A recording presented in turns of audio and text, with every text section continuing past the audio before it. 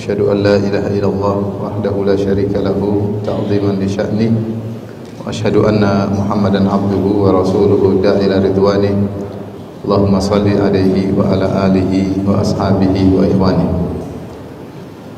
Hadirin dan hadirat para jamaah Masjid Al-Ukhuwah yang dirahmati oleh Allah Subhanahu wa taala. Kita melanjutkan bahasan kita tentang kitab Al-Kabair ya, tentang dosa-dosa besar ya. Kita mengenal dosa-dosa tersebut untuk kita jauhi ya. Dan kita sampai pada Al-Kabirah Ats-Tsalitsah wal Khamsun, dosa besar ke-53. Libasul harir wadz-dzahabi lirrajul, yaitu memakai kain sutra atau dan emas bagi lelaki. Kain sutra dan emas bagi lelaki. Sebagaimana kita tahu bahwasanya hukum asal berpakaian adalah halal dengan model pakaian apapun dengan syarat tidak melanggar syariat ya. Nabi sallallahu alaihi wasallam bersabda, "Qul walbas wa tasaddaq min ghairi mikhyalah ya." Hendaknya engkau berpakaian, makan, keluarkan atau bersedekahlah ya. Yang penting jangan sombong wala saraf dan jangan berlebih-lebihan. Jangan berlebih-lebihan. Jadi hukum asal kita memakai baju apa saja boleh ya, selama mengikuti peraturan tersebut yang tidak boleh dilanggar. Di antaranya kita tidak boleh memakai pakaian syuhrah. Pakaian syuhrah yaitu pakaian yang tampil beda, yang menjadikan kita tersohor, membuat orang perhatian terhadap kita ya. Nabi sallallahu alaihi wasallam bersabda, "Man labisa libasa syuhrah fid dunya albasahu libasal madallah yaumal qiyamah." Siapa yang memakai pakaian ketenaran di dunia, maka Allah akan membuat dia memakai pakaian kehinaan di akhirat kelak. Libasus syuhrah, pakaian ketenaran tersebut bisa jadi modelnya sama tetapi terlalu mahal sehingga menarik perhatian, atau terlalu murah, rusak, jelek, sengaja pakai baju seperti itu, bukan karena enggak punya baju tapi sengaja pakai baju yang lusuh, yang kumal sehingga menarik perhatian, itu juga namanya libas syuhrah. Jadi terlalu mahal enggak boleh, terlalu jelek juga tidak boleh, tapi pakailah yang sedang-sedang. Di antara libas syuhrah adalah modelnya yang aneh. Modelnya yang aneh sehingga menarik perhatian. Mungkin harganya biasa tapi modelnya apa? Aneh, bukan merupakan model baju yang biasa dipakai oleh masyarakat. Untuk hal ini maka perubahan zaman merubah hukum ya. Ya seperti di zaman Nabi sallallahu alaihi wasallam dahulu orang memakai imamah. Nabi memakai imamah yang diputar. Di Saudi kita bicara, misalnya di Madinah, di Mekah. Kemudian orang memakai izar dan rida seperti pakaian ihram ya.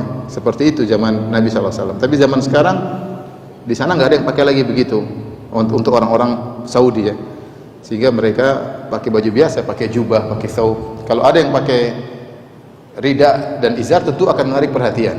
Tentu akan menarik perhatian ya. Jadi mengenai model ini bisa berubah-ubah ya. Bisa jadi daerah zaman Indonesia dahulu orang mungkin pakai baju tertentu aneh, tapi sekarang orang sudah banyak pakai maka tidak jadi masalah. Tetapi tidak boleh terlalu mahal dan tidak boleh terlalu murah. Yang penting jangan menarik perhatian. Lihatlah Nabi sallallahu alaihi wasallam pakaiannya sama dengan para sahabat ya. Sampai kalau ada orang gharib, orang jauh datang menemui Nabi sallallahu alaihi wasallam, dia bingung, Muhammad yang mana? Dia bingung. Karena Nabi sallallahu alaihi wasallam pakaiannya sama dengan yang lainnya. Sehingga setiap orang datang, Muhammad yang mana? Muhammad yang mana? Akhirnya para sahabat minta kepada Nabi agar dibuat tempat yang tinggi. Jadi kalau Nabi duduk kelihatan. Dia duduk sallallahu alaihi wasallam dan para sahabat di bawahnya, supaya orang kalau datang orang gharib, orang asing datang langsung tahu itu Rasulullah sallallahu alaihi wasallam.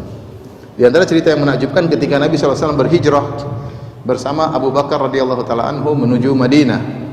Dan penduduk kota Madinah banyak yang tidak pernah melihat Nabi sallallahu alaihi wasallam. Mereka sudah dengar tentang Muhammad, tapi mereka tidak pernah melihat Nabi sallallahu alaihi wasallam. Sehingga ketika masuklah Abu Bakar dan Nabi sallallahu alaihi wasallam berdua, banyak orang menyangka Abu Bakar lah Muhammad sallallahu alaihi wasallam. maka mereka mempersilahkan Abu Bakar, Nabi diam-diam aja. Kenapa? Karena Nabi tidak punya ciri khusus dari sisi pakaian, dia berpakaian sama seperti yang lain. Dia berpakaian sama seperti yang lainnya. Jadi hukum asal kita berpakaian bebas, tapi pakaian dipakai masyarakat selama tidak melanggar syariat. Di antara pelanggaran syariat adalah memakai pakaian apa? Syuhrah. Kemudian di antaranya misalnya sudah kita bahas pada pertemuan lalu, untuk laki-laki tidak boleh isbal.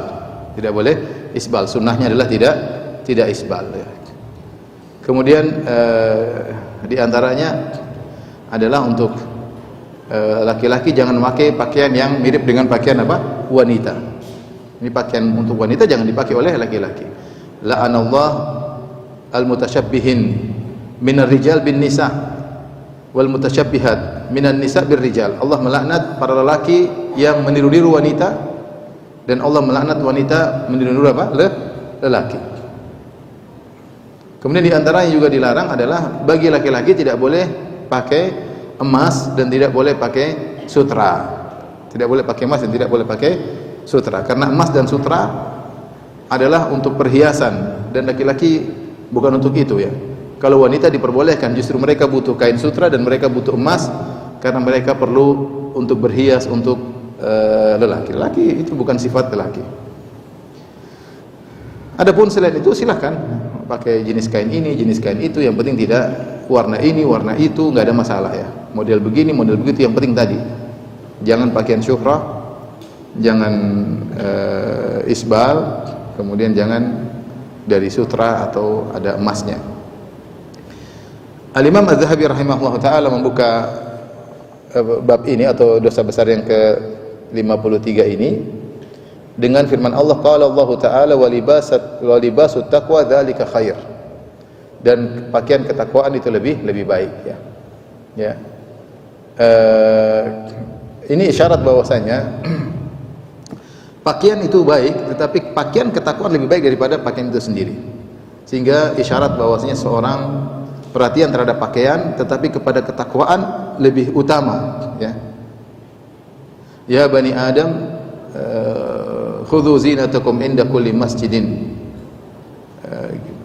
wa kulu washrabu wa la tusrifu innahu bukan ayat sebelumnya itu. Qad anzalna alaikum libasa yuwari ya bani Adam, qad anzalna alaikum libasa yuwari sawatikum wa risha wa libasut taqwa dzalika khair, dalam surat Al-A'raf. Wahai anak-anak Adam, sungguh kami telah turunkan bagi kalian pakaian yang menutup aurat kalian dan untuk perhiasan. Artinya silakan pakai pakaian. Setelah itu Allah mengatakan yang lebih penting lagi walibasut taqwa. Kalian harus memakai ketakwaan. Takwa ibarat adalah pakaian. Jangan kalian sibuk memperhatikan pakaian, lupa dengan ketakwaan. Sehingga ketika kalian berpakaian hendaknya bertakwa. Ketika kalian berpakaian hendaknya bertakwa, jangan melanggar aturan syariat. Di antara bentuk berpakaian tidak bertakwa adalah memakai sutra atau memakai emas bagi lelaki. Jadi ini ayat memberi peringatan bagi kita bahwasanya perhatian sama pakaian kita suka keindahan, suka pakaian yang indah, suka pakaian yang halus. Kalau pakaian yang terlalu tebal atau kasar tidak enak, tapi tetap harus menjaga ketakwaan, jangan melanggar. Ya. Di antara bentuk pelanggaran pakai pakaian dari harir yaitu sutra dan atau pakai emas. Kemudian Al-Imam Az-Zahabi membawakan firman Allah, membawakan hadis Nabi sallallahu alaihi wasallam, wa qala Nabi sallallahu alaihi wasallam, man labisal harira fid dunya lam yalbasu fil akhirah. Siapa yang memakai kain sutra, maksudnya laki-laki di dunia, dia pakai di dunia, lam yalbasu fil akhirah, maka dia tidak akan pakai kain sutra di akhirat. Padahal kain sutra adalah pakaian bagi penghuni surga. Ini ancaman bahwasanya jika dia memakai kain sutra di dunia, dikhawatirkan dia tidak masuk surga. Karena yang memakai kain sutra di akhirat adalah penghuni apa? Penghuni surga. Penghuni surga. Jadi ini menunjukkan memakai kain sutra bagi laki di dunia dosa besar. Adalah dosa besar karena terancam tidak memakai kain tersebut di akhirat kelak. Ini dalil bahwasanya memakai sutra bagi laki-laki dosa besar. Wa qala sallallahu alaihi wasallam, apalagi ada ancaman yang lebih daripada itu, kata Nabi sallallahu alaihi wasallam, innama yalbasul harira fid dunya man la khalaqa lahu fil akhirah, rawahul Bukhari.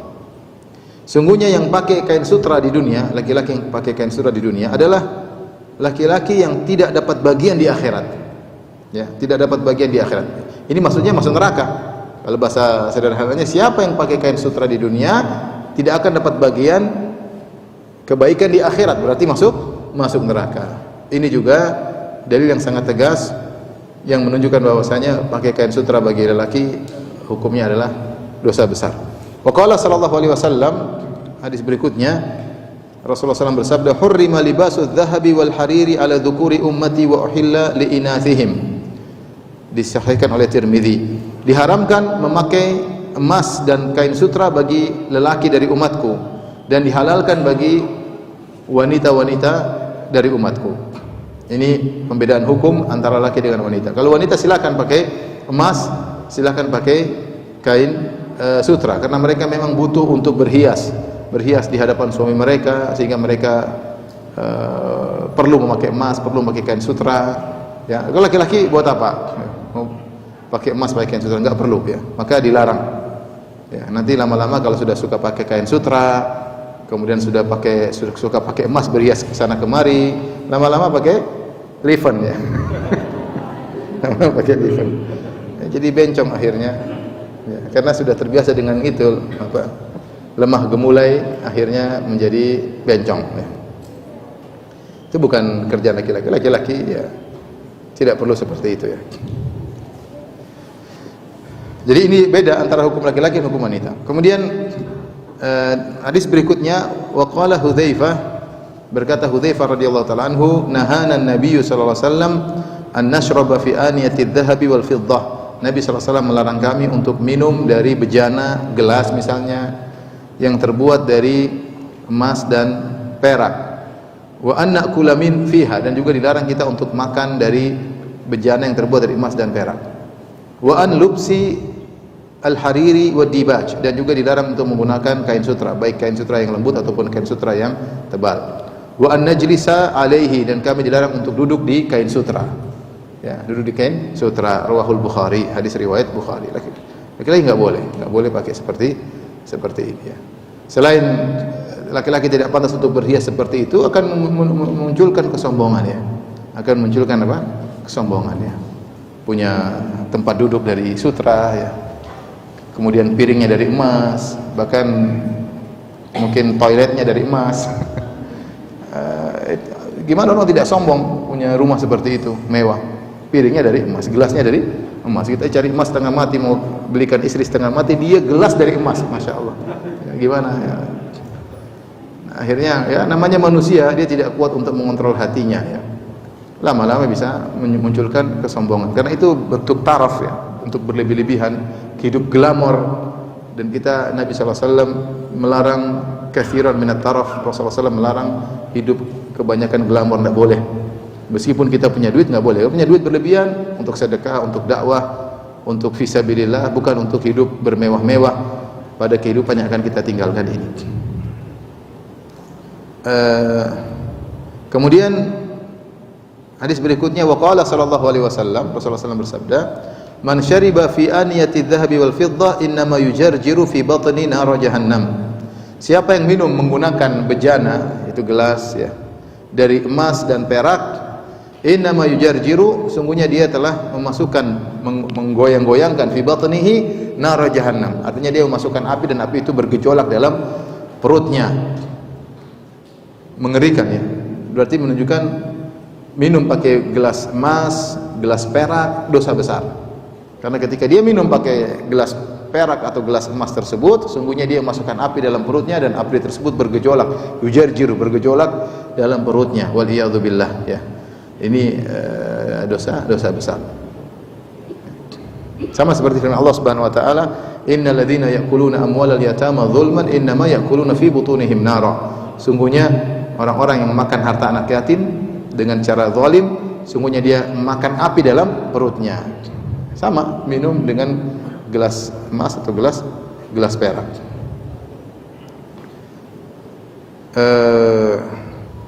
Ini menunjukkan menggunakan emas dan perak untuk makan dan minum ya, hukumnya dosa besar. Kemudian kata Al-Imam Az-Zahabi rahimahullah taala, wa thabata annahu rakhasa fil harir lil hakkah fi miqdari arba'i asabi', dan telah valid dari Nabi sallallahu alaihi wasallam bahwasanya beliau membolehkan menggunakan bagi laki-laki kain sutra kalau lagi sakit gatal-gatal. Boleh. Ini boleh. Kalau orang badannya gatal, kalau pakai baju biasa dia gatal-gatal, maka dia boleh pakai baju sutra, enggak apa-apa. Ini namanya darurat. Ini namanya apa? Darurat. Diperbolehkan pakai kain sutra. Demikian juga wa fi maqdar arba'i asabi'. Demikian juga kain sutra dengan ukuran 4 jari. Jadi kira-kira berapa senti ini lebarnya. Kalau kita ada kain sutra dipakai ukuran 4, ini diperbolehkan. Ya, datang dalam hadis, nah Nabi sallallahu alaihi wasallam anil harir illa muqatta'an. Nabi sallallahu alaihi wasallam melarang menggunakan sutra kecuali terpisah-pisah. Terpisah-pisah. Jadi misalnya bagian sutra di sini 4 jari. Nanti di bawah lagi 4 jari ukurannya. Di bawah lagi 4 jari. Di belakang sini 4 jari. Tidak jadi masalah. Tapi jangan sutra seluruhnya, atau jangan sampai sutra mendominasi. Tidak diperbolehkan. Adapun kalau muqatta'an terpisah-pisah maka tidak jadi masalah. Faman labisa khal'atal harir au kal lautata az-zarkash أو ترز الذهبي أو حوائص الذهبي فقد دخل في الوعيد المذكور وفسق بذلك. Kemudian beliau menyebutkan contoh-contoh pakaian yang ada di zaman beliau seperti khal'at al-harir. Saya enggak tahu khal'ah ini maksudnya apa ya. Artinya suatu pakaian yang terbuat dari sutra ya.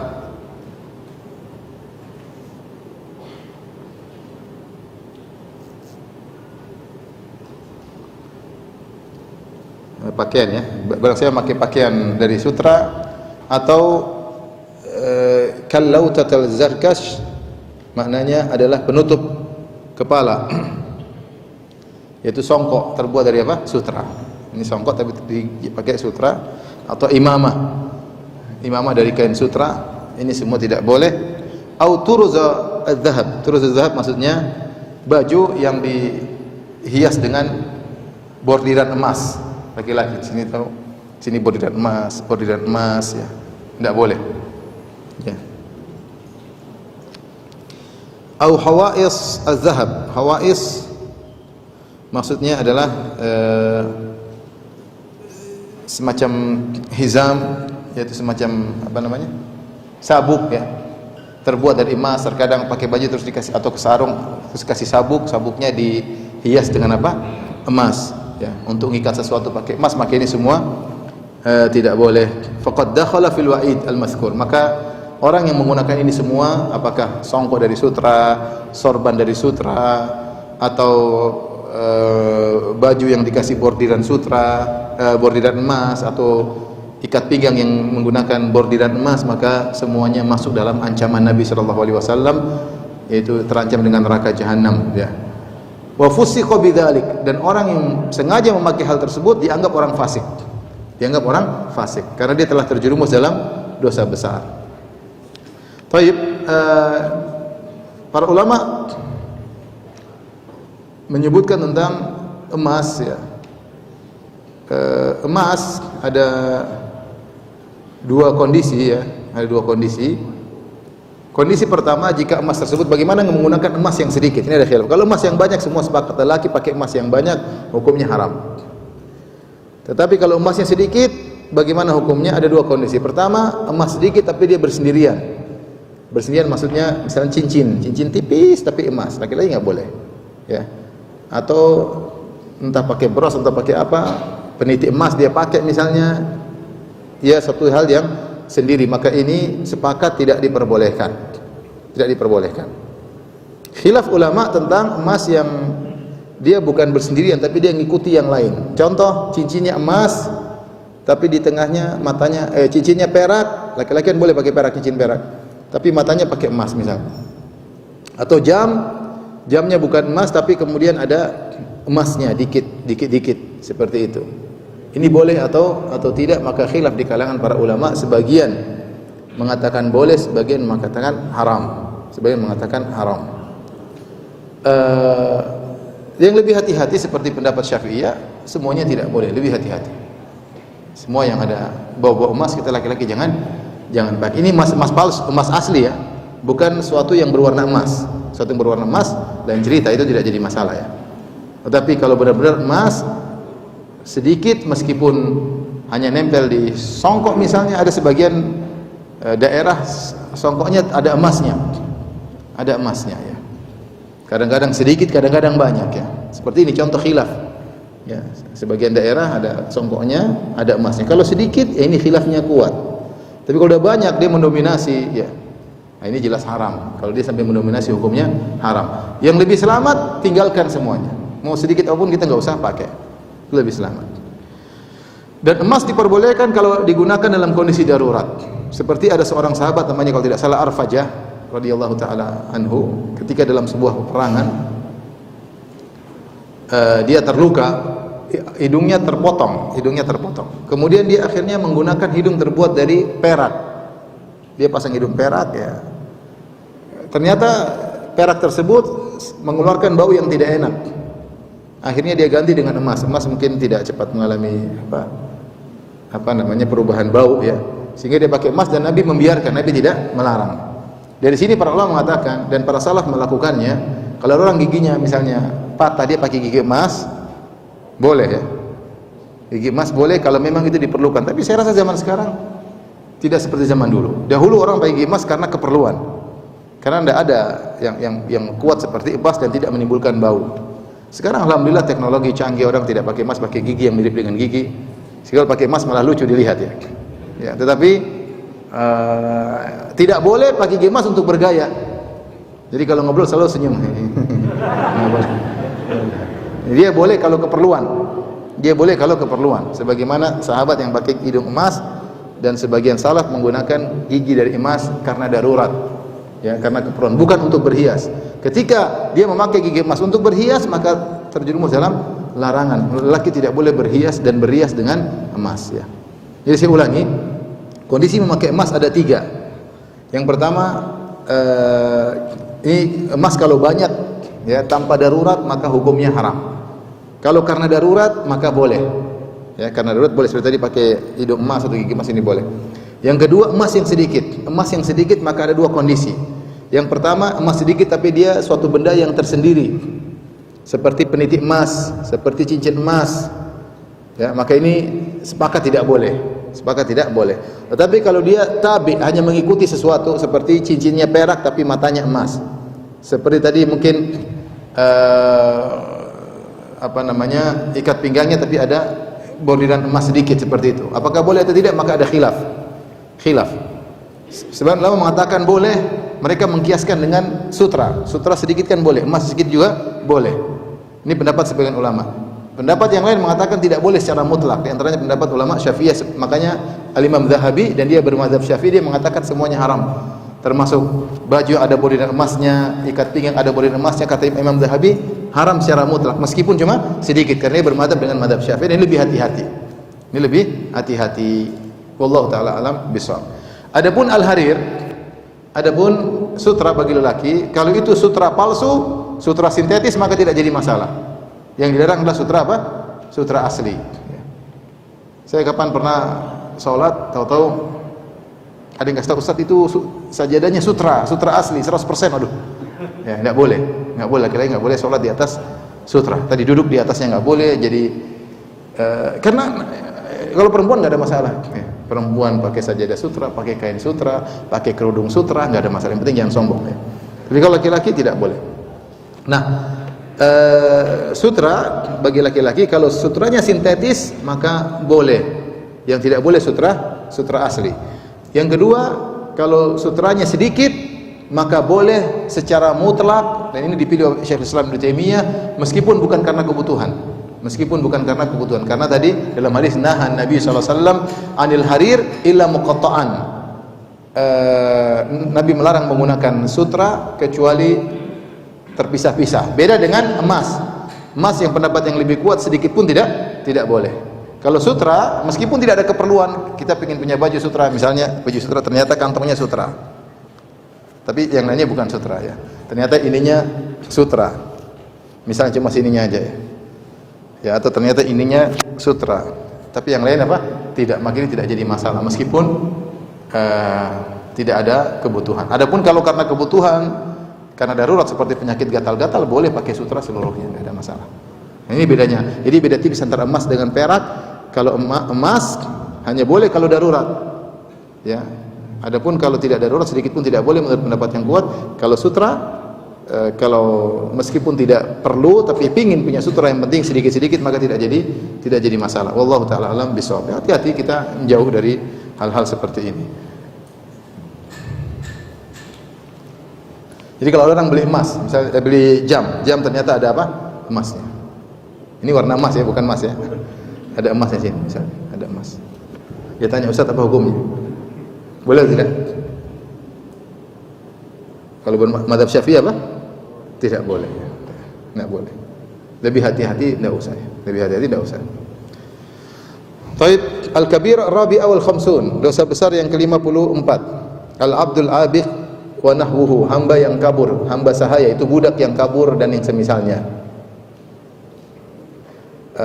Qala Nabi sallallahu alaihi wasallam, Rasulullah SAW bersabda, "Idza abiqal abdu lam tuqbal lahu salatun." Jika budak kabur dari majikannya, maka tidak diterima salatnya. Maksudnya apa? Pernah menjelaskan salatnya sah, tetapi tidak ada pahalanya. Artinya kewajiban dia untuk salat sudah gugur, namun tidak diterima salatnya. Sama seperti seorang yang minum khamr tidak diterima salatnya 40 hari. Dia tetap wajib salat. Jangan dibilang percuma Ustaz, tidak diterima 40 hari, mending saya tidak salat. Enggak, kamu harus tetap salat tapi tidak ada apa? Pahalanya. Seperti man ata arrafan fasa'alu an syai'in lam tuqbal lahu salatun arba'ina yauman. Siapa yang pergi ke dukun bertanya-tanya tentang sesuatu kepada dukun tersebut, tidak diterima salatnya 40 hari karena dia pergi ke dukun. Maksudnya apa? Dia tetap wajib salat dan salatnya sah, tidak perlu diulang, tetapi tidak ada pahalanya. Tidak ada pahalanya, ya. Jadi ada ibadah-ibadah yang jika dikerjakan sah tapi nggak ada pahalanya, tapi tidak ada pahala. Contoh seperti seorang berhaji dengan menggunakan uang haram. Dia menggunakan uang haram, hasil haram, kemudian dia kerja di instansi ribawi, kemudian dia kumpulkan hasil riba, bekerja sudah lama, akhirnya dia gunakan untuk berhaji. Dia gunakan berhaji, dia pergi ke sana, pergi kemari, sini ya, kemari ya. Maka ini kata para ulama, hajinya sah, dia tidak perlu haji lagi, tapi tidak diterima oleh Allah Subhanahu wa taala. Hajjuka ghairu mabrur, hajimu bukan haji yang mabrur. Kalau dahulu para ulama sebagian ulama mengatakan kalau ada orang berhaji dengan harta curian, dengan harta haram, dia naik onta, kemudian dari onta dia pergi ke Mina, bermalam mabit di Mina tanggal 8, kemudian dengan ontanya pun dia pergi ke Arafah, kemudian wukuf di Arafah dengan ontanya, kemudian dia pergi ke Mina lagi, mabit di Mina, kemudian semuanya, maka yang haji ontanya. Dia tidak, ya. Kenapa? Karena tidak diterima, diterima ya, tidak diterima. Kenapa? Karena dari uang yang haram. Jadi ada beberapa ibadah dikerjakan sah, kewajiban gugur, namun tidak diterima pahalanya oleh Allah Subhanahu wa taala. Ada yang memang tidak diterima ibadahnya, seperti sabda Nabi sallallahu alaihi wasallam, la yaqbalullahu salata ahadikum idza ahdatsa hatta yatawadda. Allah tidak menerima salat salah seorang dari kalian jika dia berhadas. Orang salat tanpa wudu, salatnya bukan cuma pahala yang tidak diterima, salatnya tidak sah, maka harus diulang. Tapi maksud dari hadis ini, salatnya sah tetapi tidak ada pahalanya, tidak ada pahalanya. Dalam hadis yang lain, waqala ayyuma abdin abiqa faqad bari'at minhu dhimmah, ya. Siapa yang seorang hamba yang kabur dari majikannya, maka terlepaslah tanggung jawab atau penjagaan Allah Subhanahu wa taala darinya, ya.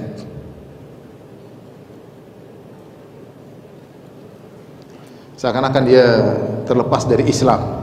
Dhimmah itu maksudnya terlepas dari penjagaan, seakan-akan dia keluar dari Islam, tapi tidak, ya. Cuma dia melakukan dosa yang sangat besar. Kemudian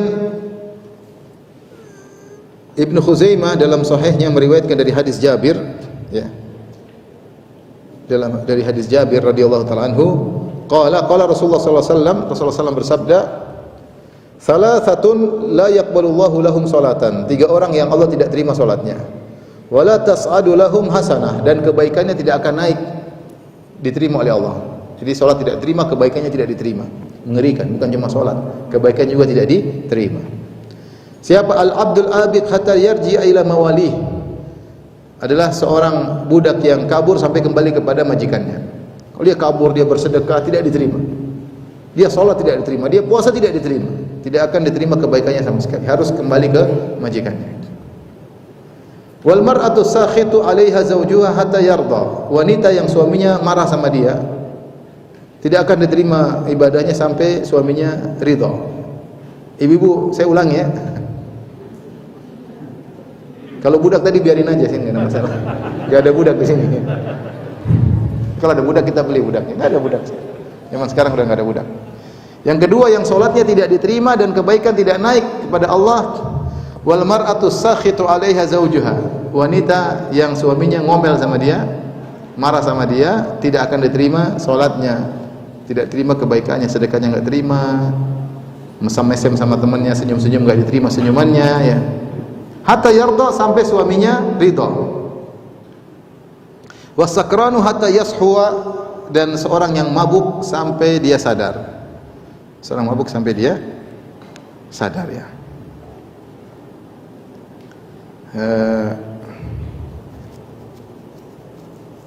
Ini apa namanya? Hadis yang mengerikan ya.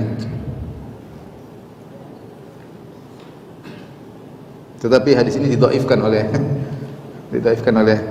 Syekh masyhur Hasan Salman ya. Dalam sebagian riwayat yang lain bukan dengan riwayat ini, tapi salah satu la turfa'u lahum salatuhum, 3 orang yang salatnya tidak akan terima fawqa ru'usihim, yaitu yang pertama yang hadisnya hasan, yaitu rajulun amma qauman wa hum lahu karihun, seorang imam mengimami suatu kaum tapi semua enggak suka sama dia. Ini salat imam ini tidak diterima. Yang kedua, rajulun imra'atun batat wa zawjuha 'alaiha karih, seorang wanita yang tidur tapi suaminya jengkel sama dia. Ini salatnya tidak diterima. Yang ketiga, al-akhwani mutasariman, 2 orang yang saling bertengkar. Ini salat juga tidak diterima. Tapi intinya seorang waspada. Saya nasihatkan kepada ibu-ibu agar mencari keridhaan suami mereka ya. Mau masuk surga gampang, yang penting suami ridha, maka insyaallah masuk surga ya. Permasalahan kecil jangan dibesar-besarkan. Kalau suami punya salah dimaafkan ya. Jangan mendengar bisikan syaitan untuk menimbulkan pertengkaran di antara seorang wanita dan suaminya, dan syaitan sangat bangga kepada anak buahnya yang bisa menjadikan suami istri bercerai. Syaitan sangat bangga. Oleh karenanya dia mengerahkan segala kemampuannya untuk membuat istri jengkel sama suami atau suami jengkel sama istri. Sebenarnya dalam hadis sahih Muslim, inna iblis wada'a arsyahu 'alal ma, thumma ba'atha yab'athu sarayahu. Iblis meletakkan singgasananya di atas air, di atas laut, kemudian dia pun mengirim pasukannya untuk menggoda manusia. Yang paling hebat godaannya paling dekat dengan iblis. Sampai ada yang datang, fayaji ahaduhum, ada yang lapor pada iblis, ya iblis saya sudah begini. Kata iblis, belum hebat. Terus ada yang lapor, saya sudah begini. Kata iblis, belum. Sampai ada satu yang datang lapor, la azalu bi hatta farraqtu bainahu wa baina imra'atihi. Aku terus menggodanya sampai aku ceraikan dia dari istrinya. Maka iblis mengatakan, ni'ma anta, engkau setan yang hebat ya. Setan yang hebat. Maka jangan sampai kita termakan propaganda setan iblis yang ingin keluarga kita terpecah. Oleh karena di antara bentuk sihir yang Allah sebutkan dalam Al-Qur'an, yufarriquna bihi bainal mar'i wa zawjihi. Dengan sihir tersebut mereka bisa memisahkan antara suami dan istri. Jadi setan senang suami istri cerai, dukun pun senang suami istri apa? Cerai. Maka kita jangan sampai termakan propaganda setan. Para lelaki bersabar, jangan suka emosi, jangan sedikit-sedikit kamu saya cerai. Wanita juga jangan cari masalah, nantang, ceraikan aku. Kalau kamu jantan, memang kamu betina bilang. Justru kalau kita jantan, kita jangan ceraikan ya. Kita bukan perempuan yang sedikit-sedikit apa? Ngomel enggak. Sedikit emosional ya. Jadi laki-laki jangan mudah untuk terpancing emosi, perempuan juga jangan mancing-mancing apa? Emosi ya. Dan hati-hati para wanita-wanita yang memprovokasi teman-temannya untuk minta cerai dari suaminya. Hati-hati, ini dosa besar ya. Sudah pernah kita bahas. Intinya para wanita berusaha untuk mencari keridhaan suaminya ya, agar sholatnya diterima, Kalau suaminya tidur dalam kondisi ngomel sama dia dan dia cuek aja ya. Suaminya ngomel, dia cuekin aja dan dia yang bersalah, maka sholatnya tidak diterima sampai suaminya memaafkan. Baik, yang menjadi perhatian kita dalam hadis ini yaitu seorang hamba yang kabur, sholatnya tidak terima, kebaikannya tidak diterima sampai dia kembali kepada majikannya, kepada tuannya. Kemudian wafil mustadrak dalam mustadrak al-Hakim min hadithi Ali radhiyallahu ta'ala anhu marfu'an, dari hadis Ali bin Abi Thalib secara marfu', kata Nabi sallallahu alaihi wasallam, la'anallahu man tawalla ghaira mawalihi. Allah melaknat seorang yang berwala kepada selain majikannya. Jadi kabur, dia kerja sama majikan yang lain. Ini budak ya. Budak ini kabur, kemudian dia kerja sama majikan yang lain, maka ini dilaknat oleh Allah Subhanahu wa taala. Kemudian wa fil mustadrak ala syarti syaikhain, dan dalam mustadrak Hakim dengan kriteria Sahih Bukhari dan Sahih Muslim. Min hadithi Fadhalah ibni Ubaid marfu'an. Dari hadis Fadhalah bin Ubaid radhiyallahu ta'ala secara marfu', thalathatun la tus'alu anhum. 3 perkara jangan ditanya tentang mereka. 3 orang yang jangan ditanya tentang mereka. Artinya mereka ini parah, hukumannya berat, mereka orang binasa, enggak usah tanya tentang mereka. Karena saking parahnya kondisi mereka. Siapa yang pertama? Rajulun faraqal jamaah wa asa imamahu wa mata asiyan. Seorang yang keluar dari jamaah kaum muslimin, memberontak, dia memberontak terhadap pemimpinnya dan dia mati dalam kondisi bermaksiat. Ini yang pertama. Wa abdun abaqa famata.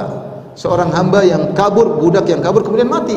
Ini juga jangan tanya kondisinya bagaimana hari kiamat, mengerikan. Wa imra'atun ghaba anha zawjuha. Yang ketiga, seorang wanita yang suaminya lagi tidak di rumah, waqad kafahal mauna, sementara suaminya sudah memberikan kebutuhannya, dikasih makanan, dikasih keperluannya, fatabarrajat, ternyata dia berhias di luar, keluar rumah berhias. Jangan tanya tentang bagaimana nasibnya di akhirat, kata Nabi sallallahu alaihi wasallam. Ini semua dosa besar. Yang pertama, 3 dosa besar. Yang pertama adalah seorang yang keluar dari jamaah, memberontak dari jamaah. Maksudnya dia keluar memberontak kepada seorang pemimpin muslim, dan yang dimaksud dengan imam kaum muslimin yaitu imam yang semua orang mengenal dia adalah pemimpin kaum muslimin, yang di tangan dia segala keputusan, kebijaksanaan, undang-undang yang berlaku di tangan dia. Dia yang memerintah, dia yang mengatur, itulah namanya imam kaum muslimin. Maka kaum muslimin tidak boleh memberontak dari imam yang seperti ini, penguasa yang seperti ini, karena terlalu banyak dalil yang menunjukkan, atau terlalu banyak kenyataan yang menunjukkan bahwasanya dampaknya sangat buruk sejak zaman dahulu sampai sekarang. Sejak zaman dahulu sampai sekarang ya. Maka tidak boleh seorang memberontak. Dahulu memang ada khilaf di kalangan para salaf. Ini diisyaratkan oleh Ibnu Taimiyah dan disebutkan oleh Ibnu Hajar. Dahulu memang sebagian salaf punya pendapat kalau ada pemimpin yang zalim maka boleh keluar. Maka dilakukan oleh sebagian sahabat seperti tidak taat kepada pemimpin tersebut. Contohnya dilakukan oleh Abdullah bin Zubair, contohnya dilakukan oleh Al-Husain bin Ali bin Abi Thalib, dan beberapa kejadian di zaman dahulu di mana sebagian orang berusaha keluar dari pemerintah yang dianggap zalim. Itu ijtihad mereka. Namun setelah itu telah sepakat ijma para ulama bahwasanya hal itu tidak boleh. Karena dalil-dalil yang menunjukkan akan dilarangnya hal tersebut dan kenyataan pahit yang terjadi. Semua pemberontakan yang terjadi akibatnya semakin apa? Semakin parah. Sejak zaman dahulu. Apa yang terjadi pada Husain? Apa yang terjadi pada Abdullah bin Zubair radhiyallahu ta'ala anhuma? Bagaimana pertumpahan darah di antara kaum muslimin? Pelajaran mereka berisihat, tapi pelajaran bagi kita untuk tidak kita mengulangi. Oleh karena setelah itu terjadi istaqarra. Para ulama telah sepakat bahwasanya tidak boleh memberontak kepada pemimpin yang sah. Karena dampaknya sangat buruk dan Islam dibangun melihat maslahat dan apa? Mudarat. Mau bernahi mungkar tapi kemungkaran yang timbul semakin parah, maka tidak boleh. Lihatlah yang terjadi di zaman kita. Libya, Suriah, Yaman, ya. Kondisi semakin buruk dan semakin apa? Buruk. Pertikaian, pembunuhan terus-menerus tidak berhenti sampai sekarang. Dualisme kepemimpinan seperti di Yaman. Di Libya juga demikian. Suriah dengan jangan tanya sudah berapa juta kaum muslimin yang meninggal, berapa wanita yang diperkosa, betapa anak yang jadi korban. Ya. Artinya kalau pemimpin kafir pun seorang tidak boleh memberontak kecuali yakin bahwasanya maslahatnya besar. Itu kalau pemimpin kafir. Apalagi kalau pemimpin belum kafir, masih muslim ya. Oleh karenanya di antara dosa besar kata Nabi sallallahu alaihi wasallam itu seorang yang memberontak kepada penguasanya ya, mengajak orang untuk memberontak, terjadi pertumpahan darah dan yang lainnya, kemudian dia meninggal dalam kondisi bermaksiat, maka jangan kau tanya tentang nasibnya di akhirat kelak.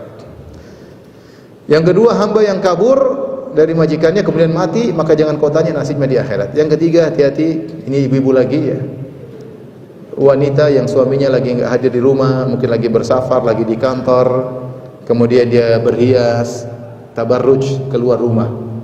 Kata Allah kepada istri-istri Nabi, wala tabarrujna tabarrujal jahiliyatil ula. Janganlah kalian berhias tabarruj artinya buruj, yaitu zuhur, keluar biar dilihat oleh lelaki. Harusnya wanita berhias untuk suaminya, tapi enggak, dia tabarruj, dia keluar untuk dilihat oleh laki yang lain. Ini wanita ini jangan kau tanya bagaimana nasibnya di akhirat, mengerikan. Maka saya bilang termasuk zaman sekarang, mungkin dia tidak keluar rumah, tapi dia bermaca, berrias, kemudian dia terbuka umum untuk orang melihatnya di Facebook. Hati-hati. Hati-hati. Yang sudah tahu bertobat kepada Allah Subhanahu wa taala. Ya, dia tidak keluar rumah tapi dia bertabarruj di media sosial. Apa bedanya? Di rumah mungkin yang cuma tetangga-tetangga, mungkin sudah bosan lihat dia. Tapi kalau di medsos yang lihat banyak, sejak ratusan, sejak ribuan. Ya ukhti, suami anti sudah memberi makanan kepada anti, buktinya anti gemuk ya.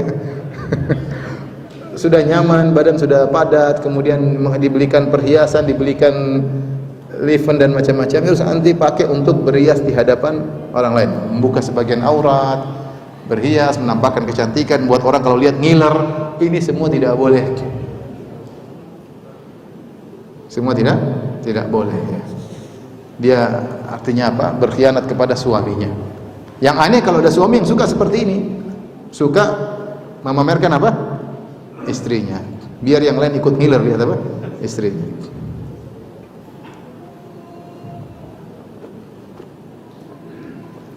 Kemarin ada orang yang tanya sama saya, Ustaz, gimana Ustaz? Kita kerja, kita lihat wanita lain cantik, istri orang. Cuma kamu buat apa lihat istri orang? Menderita kamu lihat istri orang. Cantik istri orang, bukan istrimu. Kamu ngiler, nggak bisa kamu makan itu istri orang. Nggak bisa. Hanya menderita. Ya mau enak ya lihat istri sendiri, bisa dinikmati. Kalau istri orang mau diapain? Ngiler doang. Menderita, sakit hati, pulang lihat istri jelek, aduh. Yang menderita saya, menderita kamu sendiri. Semakin kita mengubah pandangan, semakin menderita. Semakin menderita. Terus gimana Ustaz? Kelihatan itu bukan pandangan. Ini orang tanya kerja di kantor, dia pemimpin. Makanya orang-orang cantik sering lewat di depan dia. Saya bilang, kamu menderita, menyiksa diri. Jadi hati-hati ibu-ibu, jangan sampai ya seperti itu ya. Sudah dikasih keperluan oleh suaminya, kemudian digunakan untuk berhias untuk orang lain. Dosa berikutnya al-kabira al-khamisa wal khamsun. Dosa besar ke-55. Man dzabaha li ghairillahi ta'ala. Ini sudah sering dibahas dalam kitab tauhid, yaitu menyembelih untuk selain Allah Subhanahu wa taala. Kata Al-Imam Zahabi, mithlu an yaqul, seperti dia berkata, bismi sayyidi syekh. Saya menyembelih atas nama syekh ini, nama sayyid saya, itu orang yang saya muliakan.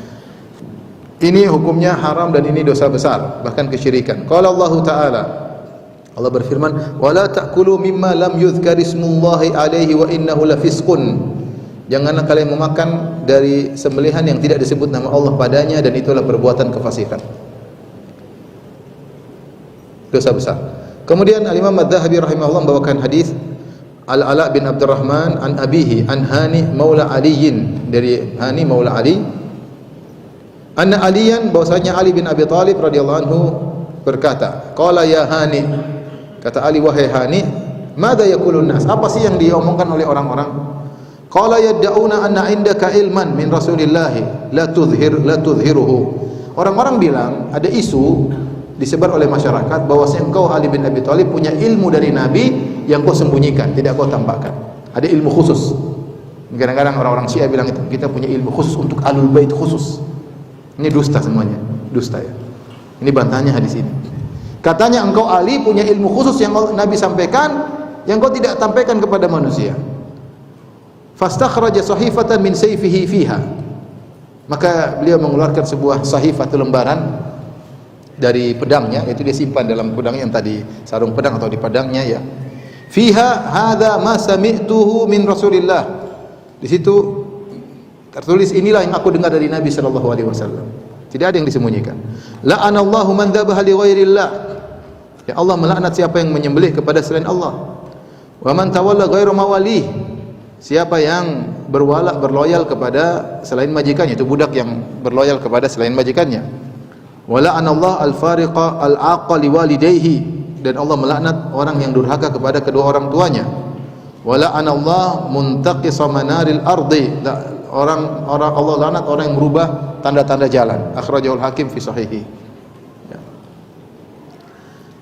Ini dalil bahwasanya Allah melaknat orang yang menyembelih kepada selain Allah Subhanahu wa taala. Wa qala sallallahu alaihi wasallam, hadis yang berikutnya, la'anallahu man dzabah li ghairillah bi isnadin jayyid min hadithi Abdullah bin Abbas. Hadithi Abdullah bin Abbas radhiyallahu ta'ala anhuma. Kalau tadi hadis Ali, ini hadis Abdullah bin Abbas. Nabi bersabda, la'anallahu man dzabaha li ghairillah, Allah melaknat orang yang menyembelih kepada selain Allah, dengan sanad yang jayyid ya. Ini menunjukkan bahwasanya menyembelih kepada selain Allah adalah dosa besar ya. Bahkan syirik ya, sebagaimana sering kita bahas dalam kitab tauhid ya, bahwasanya menyembelih hanya untuk Allah Subhanahu wa taala. Ya, fasholli li rabbika wanhar, salatlah hanya untuk Rabbmu dan sembelihlah hanya untuk Rabbmu. Alhamdulillah syiar menyembelih untuk Allah banyak. Kita akikah menyembelih untuk Allah Subhanahu wa taala. Kita kurban menyembelih untuk apa? Allah Subhanahu wa taala. Kita hajian, hadyu, kita menyembelih untuk Allah Subhanahu wa taala. Kita bayar dam juga ketika melakukan pelanggaran dalam hajian, juga menyembelih untuk Allah Subhanahu wa taala. Syiar haji, lihat jutaan jemaah haji, banyak di antara semuanya atau kebanyakan mereka menyembelih untuk Allah pada hari haji. Manusia di mana-mana kemudian melaksanakan kurban untuk Allah Subhanahu wa taala. Adapun yang menyembelih untuk selain Allah maka terjerumus dalam kesyirikan.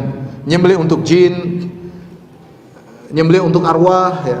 Dan ini banyak terjadi, sebagian orang ingin buka perusahaan di sebagian daerah-daerah, maka masyarakatnya mempersyaratkan. Ini saya pernah ditanya masalahnya. Saya beberapa kali ditanya, Ustaz, kita ingin buka proyek di suatu daerah, masyarakatnya minta kita untuk nyembelih untuk roh mereka atau roh nenek moyang mereka. Bagaimana? Memang tidak boleh. Kamu kasih duit tapi jangan nyembelih. Ustaz, yang mereka minta nyembelih babi, mau babi, mau kucing, enggak boleh. Enggak boleh. Nyembelih untuk selain Allah hukumnya apa? Syirik. Hukumnya syirik. Nyembelih untuk dukun, dukun persyaratkan kalau ingin barang kembali atau ingin melet seseorang, nyembelih, ini juga hukumnya syirik akbar ya. Seperti untuk misalnya untuk menghilangkan bencana ya, seperti ketika ada dulu sempat ketika gunung ingin meledak, ada yang kasih ide bagaimana kalau nyembelih kerbau di tengah kota agar tidak jadi meledak ya. Atau menyembelih untuk Nyi Roro Kidul supaya dia tidak ngamuk, tidak bikin ombak yang banyak. Ini semua kesyirikan. Semua menyembelih kepada selain Allah adalah kesyirikan. Termasuk menyembelih atas nama disebutkan oleh Az-Zahabi, menyembelih di kuburan dengan nama syekh di atas kuburan. Ini terjadi. Mungkin kita bilang masa ada, saat ada. Ini ada. Az-Zahabi bukan ngarang, ini ada. Orang mengagungkan mungkin ulama atau siapa di suatu kuburan, dia ambil kambing, dia sembelih di situ dengan nama syekh. Dia sembelih. Ini dosa besar, bahkan syirik, bisa mengeluarkan seorang dari Islam ya. Makanya saya sering bilang, kalau antum jalan dari Mekah ke Madinah atau dari Madinah ke Mekah, antum lihat betapa banyak gunung dibelah untuk jadi jalan. Gunung dibelah untuk jadi apa? Jalan. Gunung dibelah lagi. Kita lihat potongan gunung itu ada untuk jadi jalan. Sampai antum pergi ke Mina, antum lihat gunung dibor untuk jadi terowongan Mina. Tapi enggak ada satu ekor ayam pun yang disembelih, enggak ada. Ya. Enggak ada telur yang dipecahkan untuk apa? Untuk pengeboran gunung tersebut, enggak ada. Sebagian kita, sebagian kaum muslimin ya, Bikin rumah saja nyembelih untuk jin. Saya pernah lihat sendiri masalahnya. Ayam hitam ini beli tanah kemudian bikin rumah, nyembelih ayam hitam. Saya lihat sendiri. Dituangkan ke tanah tersebut supaya kata dia penghuni tanah tidak mengganggu tuan tanah, kata mereka. Jin, syirik akbar seperti ini. Itu baru bikin rumah murahan ya. Apalagi kalau belah gunung, waduh. Ya.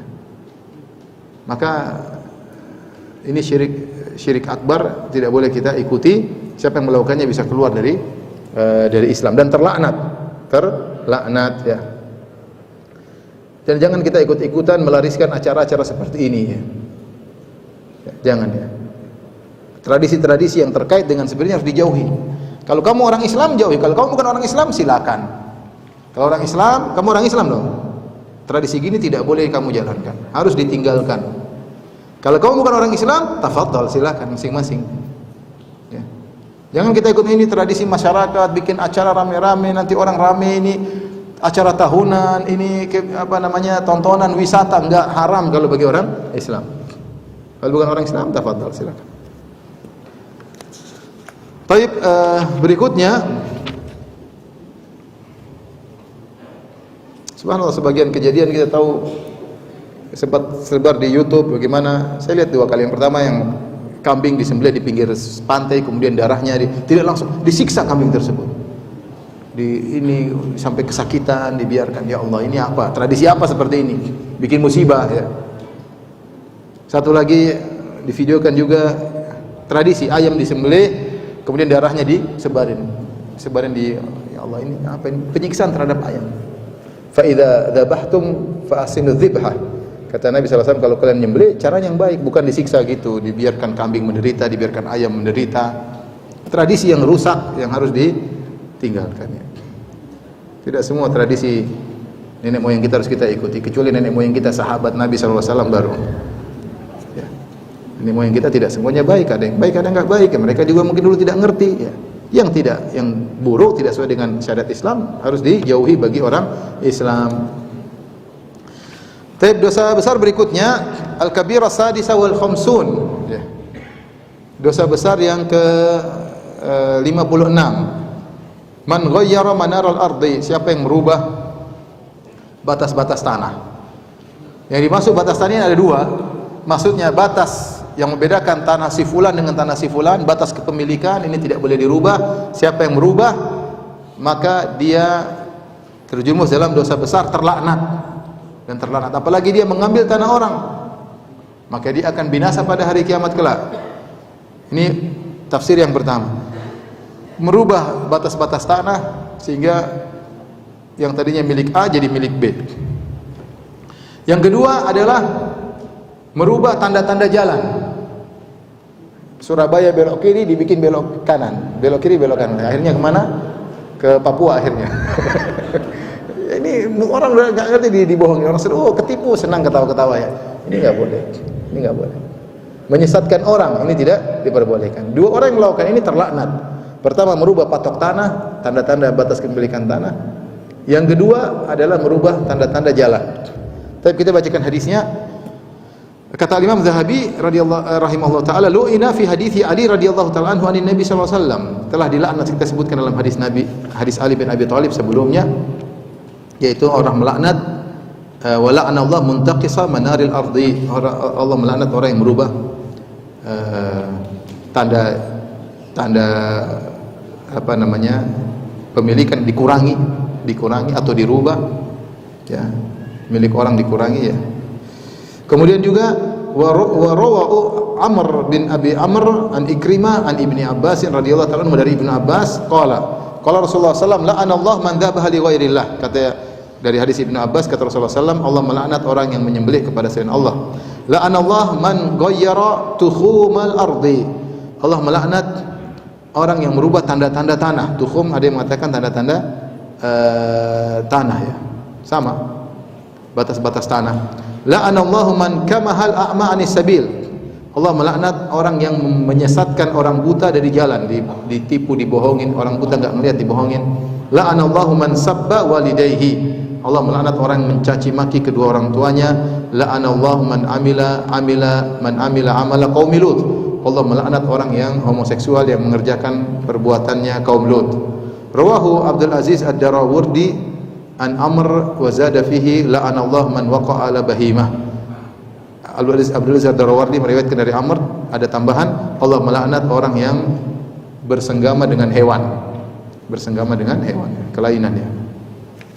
Baik, di sini dosa pertama adalah yang merubah patok tanah sehingga berubah kepemilikan. Dan ini dosa besar, bahkan meskipun cuma sedikit. Dalam hadis kata Nabi sallallahu alaihi wasallam, "Man akhadha minal ardi shibran, man akhadha shibran minal ardi zulman, tuwiqahu yaumal qiyamati sab'a aradin." Siapa yang mengambil satu jengkal tanah orang dengan cara yang zalim, bukan milik dia, dia pindahin patoknya, ya, maka dia akan dipikulkan bagi dia tanah 7 lapis tanah, 7 lapis bumi. Dipikulkan tanah tersebut berat, ya. Satu, bayangkan kita suruh mikul sekilo 2 kilo aja beratnya seperti apa, bagaimana lagi 7 lapis bumi seukuran satu jengkal tersebut. Ini menunjukkan dia akan terhina pada hari kiamat kelak, ya. Dan orang punya trik-trik macam-macam, ya. Ada yang patok tanah, dia hilangkan dulu, dia tanam pohon. Ini pohon, dia bilang, ini pohon saya yang tanam kok. Iya, tapi kamu tanam di tanah orang. Sehingga akhirnya pohon itu milik dia, akhirnya masuk meskipun cuma 20 cm, 30 cm. Ini dilakukan oleh sebagian orang. Dan itu saya lihat sendiri. Kasus yang pernah saya lihat seperti itu. Jadi dia punya tanah, dia tanam pohon di penghujung tanahnya. Sehingga pohon tersebut membesar dan dia bilang ini tanah saya karena pohon saya di sini. Ini kasus pernah saya hadapi. Subhanallah. Tamak cuma 20 cm, tapi bagi dia ya memang ya 20 cm lumayan banyak, ya. Mahal, tapi ya ini itu dosanya besar, ya. Apalagi kalau 20 cm kali 10 meter kan wah, lumayan. Dosa besar. Ini baru ngambil satu jengkal kali satu jengkal cuma sedikit. Satu jengkal berapa senti? 20 cm kali 20 cm. Bagaimana kalau mau nyaplok tanah orang 1 hektar? Subhanallah. Dosanya kayak apa? Ada orang kerjanya seperti itu, dia bikin apa namanya? Dia sengaja, jadi itu tanah orang tidak begitu diurus, yang punya ternyata bukan orang hebat, bukan orang punya jabatan, dia caplok, dia bikin sertifikat baru. Nanti kasus kan? Kasus tidak apa-apa, dia bikin kasus, akhirnya dia dapat juga meskipun bukan tanah dia. Damai dia dapat duit. Kerjanya begitu. Saya pernah ke salah satu daerah, saya ketemu dengan direktur apa namanya yang di bandara namanya apa? Pengurus bandara namanya apa? Angkasa Pura, ya. Ketemu dengan direktur Angkasa Pura di satu daerah. Dia bilang, Ustaz, kita lagi sulit membebaskan tanah, Ustaz. Kenapa sulit? Waduh, Ustaz, satu tanah 3 sertifikat. Bingung gitu, ya. Ribut, kita bayar semua, duit terbatas, ini 3 sertifikat. Saya sampai kumpulkan mereka, saya bilang bagaimana satu tanah 3 sertifikat.